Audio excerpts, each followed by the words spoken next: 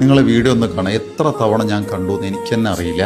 എല്ലാവർക്കും അതാണ് ആ ഫീലിംഗ് എന്ന് അറിയില്ല. പല തവണ കാണാൻ തോന്നുന്നു. കാര്യം എന്ന് വെച്ചാൽ നമ്മളൊക്കെ വിചാരിക്കുന്നത് മനുഷ്യന് മാത്രമാണ് സ്നേഹം, അനുകമ്പ, ഇഷ്ടം, അടുപ്പം ഒക്കെ ഉണ്ടാവുക എന്നുള്ളതാണ്. ഒരു പൂവൻകോഴി ചത്തുപോയ ഒരു പിടക്കോഴിയോട് കാണിക്കുന്ന ഒരു അടുപ്പം അതിന് സഹിക്കാൻ പറ്റാത്ത രീതിയിലാണ്. ആദ്യം തന്നെ അത് ചിറകിലൊന്ന് ഒതുക്കി വെക്കുന്നു, പിന്നെ മറ്റേ ചിറക് കൊണ്ട് ഒതുക്കി നിർത്തുന്നു. ജീവൻ വരുമെന്നുള്ള വിശ്വാസത്തിലാണ്. അത് കഴിഞ്ഞിട്ട് സ്വാഭാവികമായിട്ടും അതിൻ്റെ യജമാനൻ സ്മെല്ല് വരണ്ടെന്ന് ചോദിച്ചാൽ അതിന് കുഴിച്ചിടാൻ വേണ്ടിയിട്ട് ഒരു മണ്ണ് മാന്തുന്നു.